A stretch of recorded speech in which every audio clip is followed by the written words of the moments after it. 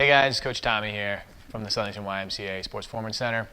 Today, another Thoughtfulness Tuesday, we're going to talk about hips, all right? And we're going to go over two different kind of strategies we like to use, not only for now that everyone's kind of sitting for a long period of time, but also just a way to kind of get an appreciation for one side and the other, and also kind of like the full range of motion of the joint and the full capacity, okay? So we can usually do a couple different assessments to figure out where we would start, but today we're just going to go over two things that I want you to try just to kind of give you a different appreciation for how things are moving. All right. So first is like with one of our main ways to get out of a seated position for a long period of time is just to go half kneeling. All right, which means I'm just going to bring into this position. But what we find sometimes is that a lot of people either feel like the down knee, a little bit of pressure, or one leg's much stiffer than the other. And there's a couple ways we can kind of just get a different sensory input for that. So if I'm here, and you can see already, this side's kind of like compressed, right? What I want to think about is actually dropping this hip down. And now I've got a more neutral position, and it should change how things feel, all right? The other part to that is once I've dropped this hip down, notice I've got a pretty straight line from ear, shoulder, hip, and knee, as opposed to something like this or leaning back. All right, so if I drop the hip down, I square myself up, and I hold that, if I squeeze this butt cheek a little bit, I'm going to feel a pretty good stretch to that side. And if I push hard into this foot, I'm going to feel this doing the opposite leg doing some work as well. All right, and that's just a good kind of way to figure out how to get a pelvis in a pretty level spot in a split stance. All right, because more often than not, we're probably seated in something like this as well, which is going to give us a little bit different kind of stiffness strategy to hold ourselves up against gravity. All right. So if you did that with the right foot in front, now try it with the left, right? And do the same thing. You see what you notice. See, like this just feels easier to get into, whereas on the other side, I was like, oh, I actually felt some tension building up, all right?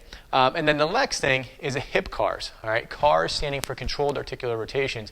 These can be really challenging, but they're a great way to explore ranges of motion in the hip, all right? So what we're going to start with is our initial one, which is a 90-90 position. All right, so I've got a 90 degree in the front leg and a 90 degree in the back leg.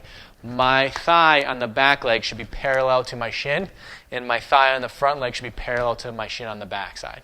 All right, I'm going to put my hands on the ground, and all I want to do is, if this is just challenging on its own, just hold it there. All right, if we want to add a little progression to it, we have a couple. Our first one is just to lift the back foot off the floor.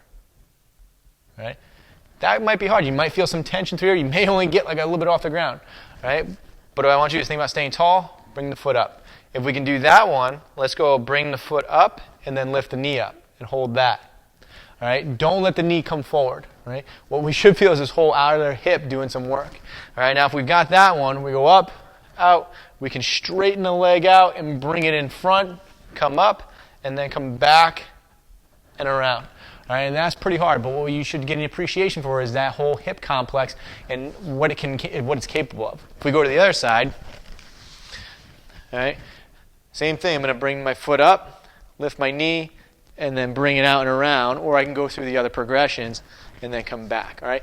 If you start to feel some tension, just breathe through it, all right? Just like we talked about last Tuesday, breathing is super important during all these positions. If I clench my breath and I'm kind of grinding through it, the chances that that tissue is able to actually move through the space is going to be limited because we're holding a lot of compression or tension that we need to be able to actually contract and relax to let those joints move through their ranges as those tissues change their orientation and control it. So give those a try. Let us know what you think. Have a great rest of the day.